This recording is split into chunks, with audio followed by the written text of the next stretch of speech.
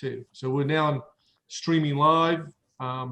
Without any further ado, I'm going to call to order the June 11, 2020 meeting of the Public Safety Committee. I'm going to ask Councilmember Shealy here to put you on the spot. Would you leave us in a moment of silence or a prayer, please?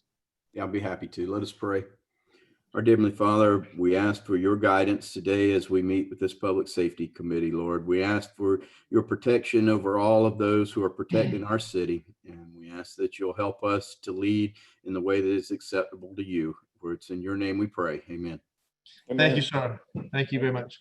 And I believe we have minutes from our previous two meetings on April 27th and May 1st. Is there a second? Second. All those in favor, please say aye. Aye. Any opposed? The ayes have it. Thank you very much. So we have Chief Courier. I just saw him a moment ago. And Chief Reynolds present. And I thought we'd probably best that we get an update from both of our chiefs as to the events on May 30th and have a general discussion of where we go from here. Heather is with us as well, and Susan's with us as well. So Chief Courier, you were there a minute ago. I don't see you. He's here. Oh, there we are. Okay. So and I thank you for your message with an update on the number of structural fires. Do you wish to go ahead and just sort of give us, and that may sound like a repeat of what we heard at City Council on Tuesday, but an update on structural fires and other responses that you had, that the department had on those 2 days, I believe the 30th and the 31st? Certainly. So I don't have the total call volume on the top of my head right now, but it was in the 90 to 100 range for the day, which in a COVID-19 world, that's an extremely high call volume. What I have found in the last couple of years that I've been in Charleston, that's about a normal call volume when we're not experiencing a pandemic. But it's probably 150% above what we're used to in COVID-19. So between 10 p.m. and 6 a.m., we had 41 of those calls. We had 14 structure fires in the downtown area. That's 14 fires that the Fire Marshal's division is currently investigating in conjunction with the police department. We had one additional structure fire in the remainder of the city for the 24-hour shift. And we had 12 additional fires in the city during the shift. And that's non-structural. So car fires, dumpster fires, grass fires. And I know at least one of those fires was a police cruiser downtown. But that's the update on the call volume for us. Okay. And I believe some of our first responders in your department were injured. And how are they faring? Yes, sir. So 4 went to the hospital that Saturday night. All 4 were released from the hospital that evening. 3 were able to return to duty their next regularly scheduled shift, which was Tuesday, June 2nd. But we still have 1 firefighter who is out on medical leave with respiratory issues. This was all due to exposure to tear gas. So 3 of the 4 are back. I've been in contact with the 4th, and he is making progress. All right. And so how are we doing now? 12 days out. Are we back to a normal status with the department, or? We are. With the fire department, we are operating as normal. For a few days after the event, we were upstaffed with a couple of units. And then last weekend, we were upstaffed with a few units also. Right now, we're back at normal operations. We had the opportunity to debrief with the chiefs on all 3 shifts to make sure that we could catalog the lessons learned. And we are taking the civil unrest memo that had been prepared by Chief Tippett in preparation for the Dillon Roof trial and turning it into an SOG, so we'll be able to grab it a bit quicker next time. Okay, very good. Any council members have any questions for Chief Courier or anything regarding where we go forward from this point? And I think you have publicly, at least on one occasion, Chief Curry, given former Chief Tippett credit for a plan of action in this event, which you carried out, and I think the department is very honorably carried out. So we thank you. We haven't said it enough. Thank you for the service of our fire department. Very dedicated men and women in your department, and we're very proud of them, and we thank them for their work. Thank you. Absolutely. Thank you. Okay. Okay, Chief Reynolds, we'll shift to you. I've been getting regular updates from Chief Reynolds. And I'll say before he comments that I have met with Chief Reynolds, talked with him, as well as Chief Curry on numerous occasions since May 30th. We had a meeting, a very informal get-together in my office last week with several of the King Street businesses, and other council members were present, and also the mayor was present. A very good, heartfelt meeting, I think. And Chief Reynolds and I then walked part of King Street Saturday morning, and then we had another meeting with some other business owners on King Street Sunday morning, and I know you did a little walkthrough Sunday as well. So we've been very active in several regards, Chief Reynolds, in responding to folks' complaints and comments, and I appreciate your accessibility for those 3 days that I was with you on those events. Thank you for doing that. And you want to give us an update on where we stand since May 30th? And I have been out there some this week, and I'll be out actually tonight on King Street. I think Councilmember Seekings and maybe some other folks this evening. So it's been obviously a very busy, very difficult, very challenging past 11 or 12 days.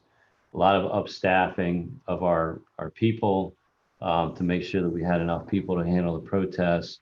Of course, beginning with Sunday night, Saturday night, and then Sunday, and then throughout the week. And I'll just give kind of a recognition, a high-level overview of some of our partners, not the least of which, of course, is Chief Curry's team with the fire department. We've worked closely with SLED, continue to. I've been on the phone with Chief Keel throughout these last couple of weeks. North Charleston Police Department, Mount Pleasant, the Sheriff's Office in both Charleston County and Berkeley County, DNR, probation and parole, Goose Creek, and other agencies that have been helping us since this started. We've gotten support from the National Guard, and there is still some people from the Guard that are, most of the Guard has been demobilized, but we've asked that Chief Keel keep some resources available through this weekend, and he has agreed to do that. A much smaller number of resources, but some assets remain available through the weekend, and we continue to work with Chief Keel and his appointed person here, Captain Ryan Neal. And I'm just going to speak briefly. I think it's important to continue to put it on the record in any public meetings, any public discussions. And I've said this since before any of these protests and any of these riots have occurred, and that is my just great, painful disdain for what happened in Minneapolis. I cannot make a strong enough statement against what occurred there with that officer.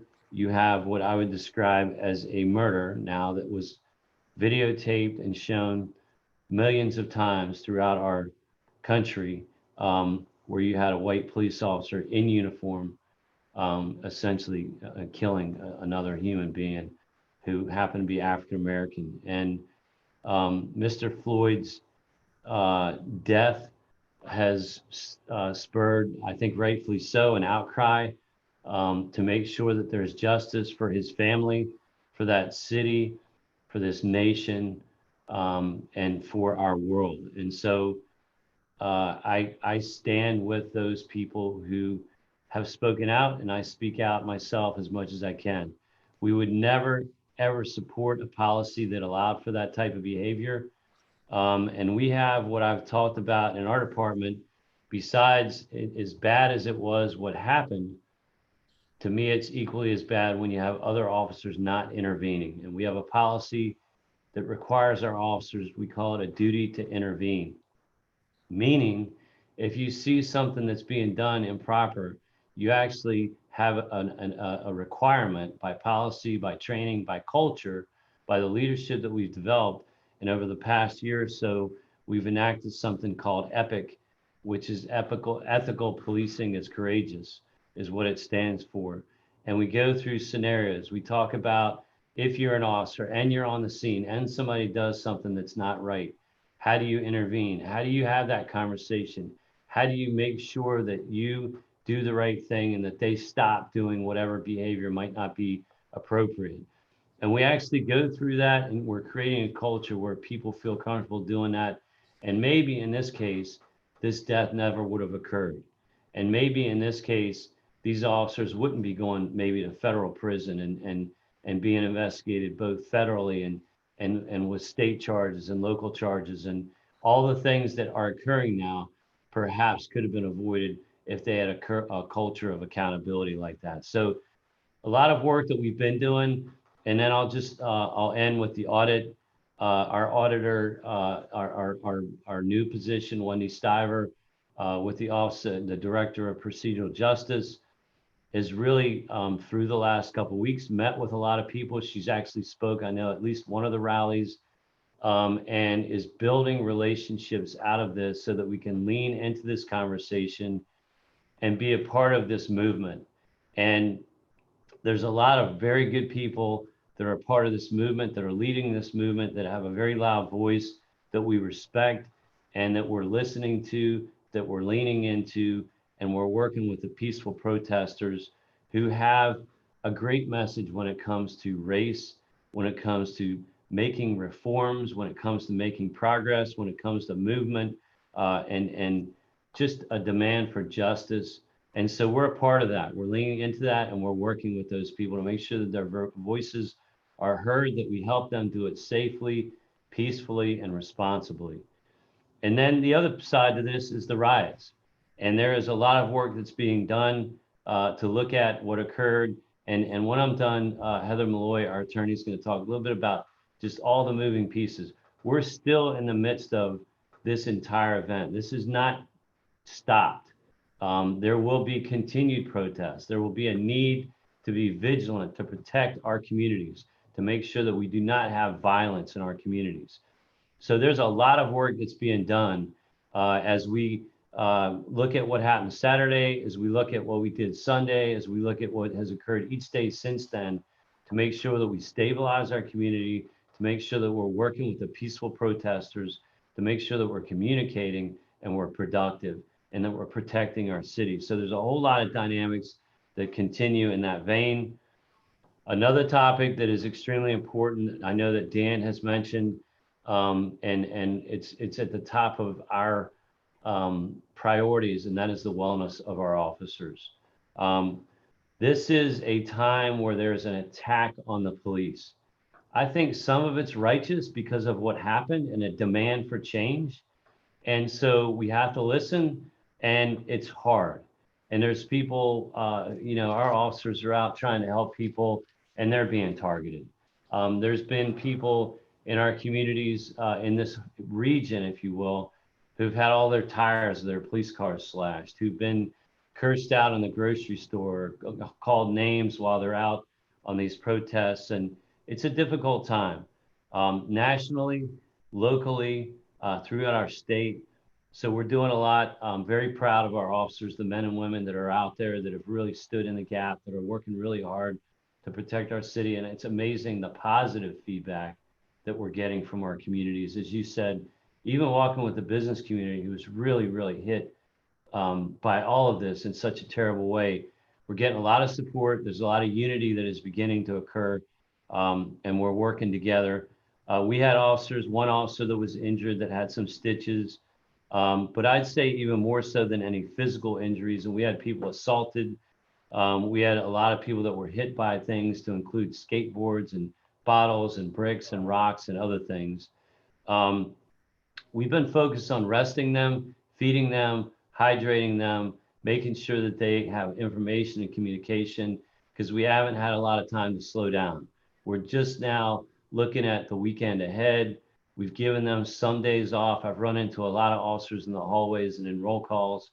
And I got to tell you, many of them worked almost a couple of weeks without a single day off. We would give them a day off and they actually would work through because they didn't want to be short out on the street. So most of them got it, the option of day off, but some actually did not take that option and work through.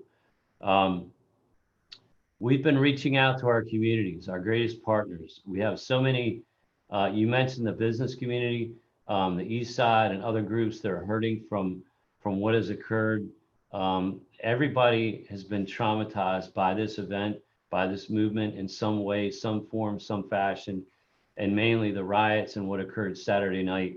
So we're doing a lot to reach out to our business, our residential communities, and just continue to stand up and strengthen those relationships and try to get everybody to stand up on their feet, just like we were doing before the COVID and post protests and through this movement, doing everything we can to get everybody back on their feet. I can't thank our legal teams enough. I know Susan and Heather and Steve and others are on this call. They've helped us navigate conversations around things like curfews, criminal charges, civil implications, constitutional law issues. None of this is easy. And we are trying to get it right, and we're doing our best to have a good balance. And we continue to learn as we continue to navigate through this. And I think we have a good team that's working with us on these issues. We continue to look at things like equipment, training, staffing, having conversations. What are we learning as we go along? How can we make sure that we have better deployments? And again, working with Chief Curie and his team is an integral part of that process. We did, in the midst of this, have our third COVID case. That person is back to work now, actually never became symptomatic. He actually was out of town a few weeks ago, realized that he was in contact with somebody who had tested positive, came back, tested, was never exposed to any people here, was quarantined for the 14 days, and is now back to work and never really had any symptoms. But that's our third overall case. We've had 27 negative tests and 3 positives so far overall. We had, I believe the number is 24 suspects, over 50 warrants. We're working closely with the FBI, the ATF, the U.S. Attorney's Office, the Solicitor's Office, and other partners in this region. Everybody in this region is helping with this to round up. We're getting warrants on people. We made a lot of arrests yesterday, and we're going to continue to make arrests until we have everybody identified and properly charged and in custody that occurred, that contributed to the destruction of our city. I'll end by just thanking everybody, the council, the public safety committee members that are on this call, and every council member that I've spoken with, the mayor, and many others in our community for helping us. All the department heads in the city have stepped up in a big way. While we were in the midst of all this, they were helping out with boarding up some windows and clean up and helping us get some funding and equipment things that we needed. And I just can't say thank you enough. Livability and Dan Riccio and his guys have been helping with the variety. Everybody's pitched in. I'm not aware of anybody who hasn't probably been a big part of this. And I'll hand it off to Heather Malloy, our attorney, to just kind of articulate a little bit about where we're at, what some of the next steps will be, and this is going to take time to kind of continue to navigate. Thank you, Chief. Heather? Thank you. Good afternoon, everybody. So I've been tasked with putting together a timeline of events that occurred 2 weekends ago. And in doing so, I'm looking for things that are lessons learned, things that we can look into. And also I'm looking ahead to see whether or not we need to do certain things if we, of course, get a civil suit. And I can tell you that the city of Charleston won't be immune from suit.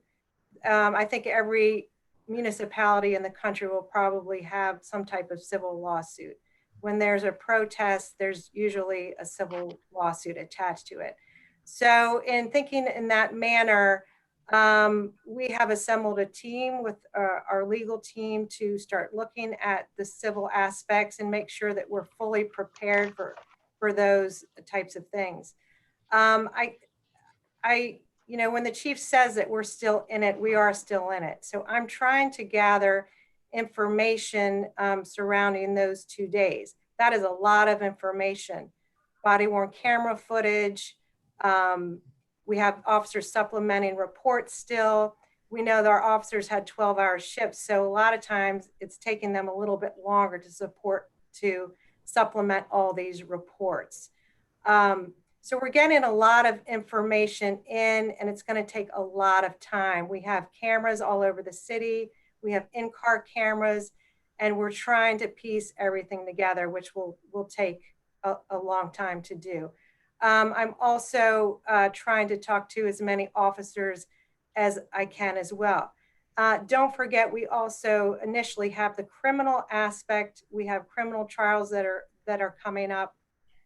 So there's a lot of work going on in that aspect as well. As far as our evidence is what I call it, we are doing everything to preserve our evidence. We have a new body worn camera retention policy where we've extended the time period where we retain that evidence. So we're making sure that all of that, the body worn camera footage is retained appropriately. We are also getting in a lot of freedom of information requests right now. So you can only imagine the amount of material we are trying to gather and get out. At the same time, we are responding to a lot of concerns, questions, things of that nature from the public. So we're dealing with a lot. But I think all in all, what I'm trying to convey is this is an enormous task, and it's going to take quite a bit of time for us to parse through everything. All right, I'm gonna start with our senior member of our committee, Councilmember Seekings, and give you the opportunity for us to ask any questions of either Chief Courier, Chief Reynolds, or Heather at this point. Great. Thank you, Mr. Chairman, members of the committee, and our public safety team. Thanks for being here today. I know there's a lot going on. And Heather, I guess maybe through you, I just want to ask this of both chiefs, and it was just some notes I jotted down before this meeting based on some things I'd heard both through the community and in our city council meetings. And that is, you know, as is specific to the events of March 30th, May 30th. I think that's the right date. Thank you, May 30th. The questions that I had, and I think some of it was answered, but I think maybe if we can synthesize a little bit. Following that night, what level of review is planned collectively between the police and the fire department and anyone else? What that scope of review will be, who's going to conduct it ultimately, and then how will any findings and conclusions be presented? And I think, you know, I think you've touched on those things.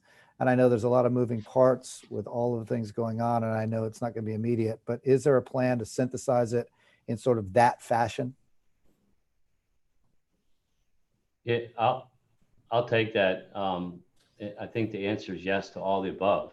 Right. And I think right now the message I would give, which is kind of, it helps to have Heather, you know, talk a little bit about how the fact that we've already begun that process. But right now, we need to focus on protecting our city. And that's going to take months to do. And at some point, we'll be able to synthesize that, as you say. You know, I don't know, you know, maybe we can get an entity where we codify it and document it and have a nice publication that comes out from it. But at the end of the day, we will have an after action that's more formal, that's more public, that's more forward leaning. To talk about lessons learned, to talk about how we've made adjustments, to talk about what we're doing better and what worked and what didn't work, and all those things that we do in any event of significance.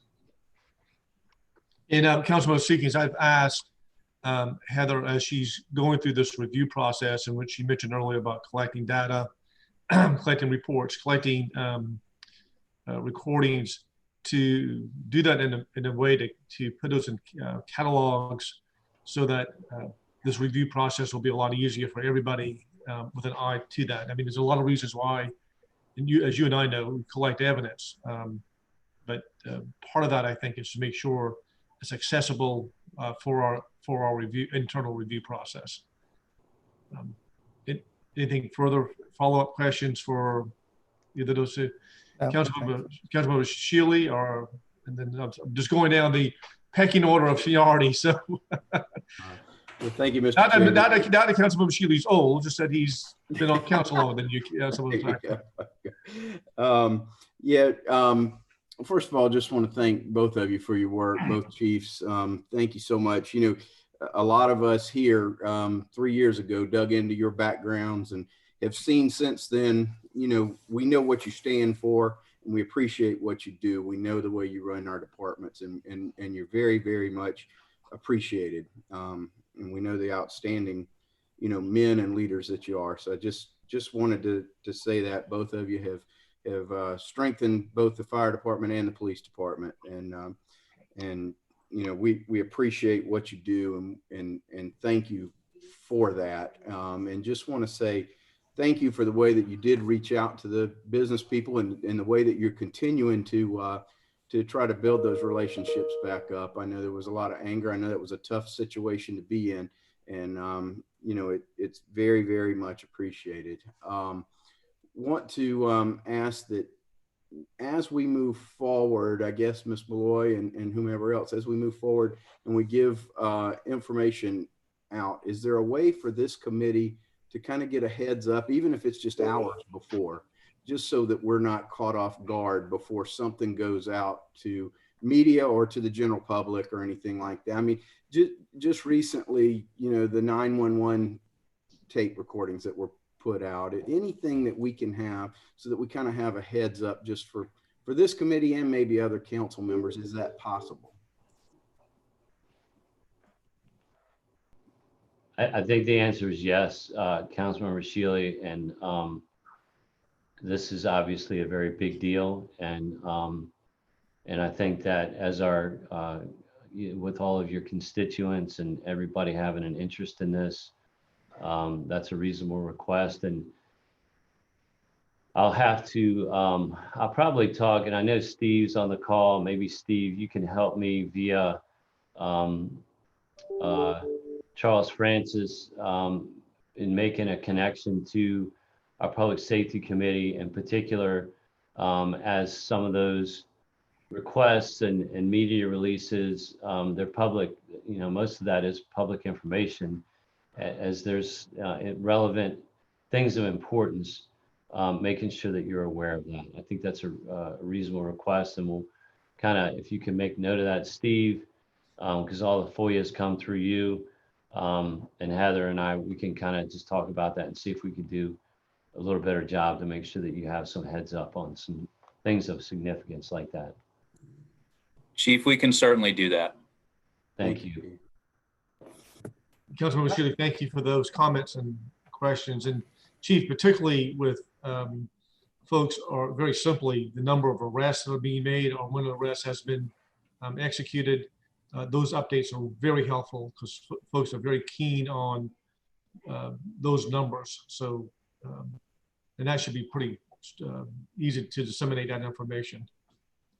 Mr. Chairman, can I just follow up really quickly on just the comments that were made, which I think are super interesting and bring up something that's at least on my brain. And that is, you know, certainly us, Councilmember Shealy, seeing what's coming out. And there's just a lot of information that's being gathered. I know, Heather, it's a huge, massive task for you. And there's going to be many, many, many spins on what all that means.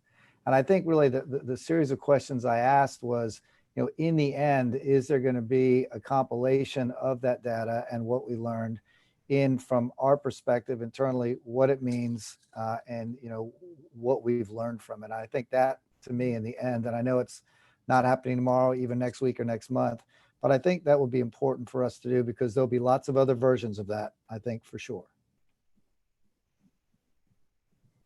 Yeah, I think it's important to emphasize that the version that we're interested in is the accurate one. Right, the truth. It's going to make us better and keep our city safe. Right. Period. Yes, There's agreed. no desire to hide anything. And there will be lessons learned. And I think we've gotten better each day. And there's a lot of responsibility we have in all this. And the version I'm interested in is the one that is completely accurate and of most benefit to our city. Great, thank you. Thank you, Councilmember Seekings and Chief, for that. Councilmember Sacklin, and anything you want to follow up on with questions? I think all the council members had asked the questions. Just making sure that we do get a heads up on any information that becomes public is very helpful for me. And I just want to echo the comments to both chiefs. It's been a difficult couple of weeks for all of us, and I know you guys are on the front lines, and I'm gathering the morale on both departments is low, and anything I can do personally, please let me know. And then secondly, I just wanted to echo, as part of the co-chair for our new commission, I definitely want to say that every opportunity I get moving forward, I will point to the importance of the protests, but I also think it's important that we communicate as leaders on council to make sure that we protect you all and make sure that the anger that is being felt is not directed to our men and women in service. And I'm going to do every effort that I can, and I know Councilman Gregory will echo those sentiments as we continue to work on this special commission. I just want to let you guys know that you've got my commitment to make sure that both of those messages are conveyed equally and forcefully as we can. So thank you for your service. And Councilman Sacklin, I'm glad you brought that commission up in this meeting. This is a special commission on equity, inclusion, and racial conciliation. And part of their task is to review the racial bias audit and recommendation. So I'm glad that piece is central to y'all's overall mission. And I think it's critical. The chief started off his comments talking about the audit and in conjunction with what was just said a moment ago, and I've said this publicly, the chief, and you mentioned this early, Councilman Shealy, when we were reviewing candidates, Chief Reynolds is not afraid of confronting criticism or confronting the truth, and he's going to embrace it and make our department better. I think that speaks for both of our fire chief and our police chief. They are there to embrace change and to make our departments better, because overall we all benefit from that. So I appreciate their willingness to do that. Mr. Mayor, you don't mean to exclude you. I was giving all the other council members a shot first of asking questions, and if there's anything that we have not covered or you want to publicly bring to our attention. Thank you, Mr. Chairman. Thank you for calling this meeting, and I think it's indicative of the transparency that we have and that we will continue to have, really beginning with the racial bias audit that we had of the police department, acknowledging that there were things we needed to work on, to improve upon, and we're doing those things. Transparent here in a discussion about what happened on May 30th, and a commitment to continued transparency and having an after action report analysis, if you will, that will just be nothing but truthful and complete, but focus on those things whereby we can continue to make improvements. So thank you. Thank you, Mr. Mayor. I noticed that we have two other council members who are not members of this committee are listening in, Councilmember Jackson and Councilmember Appel. And I think Tracy can unmute you. If y'all wish to say anything, Tracy, can you do that real quick and see if Councilmember Jackson or Councilmember Appel want to chime in with anything? They should be able to unmute themselves. Okay, Councilmember Jackson.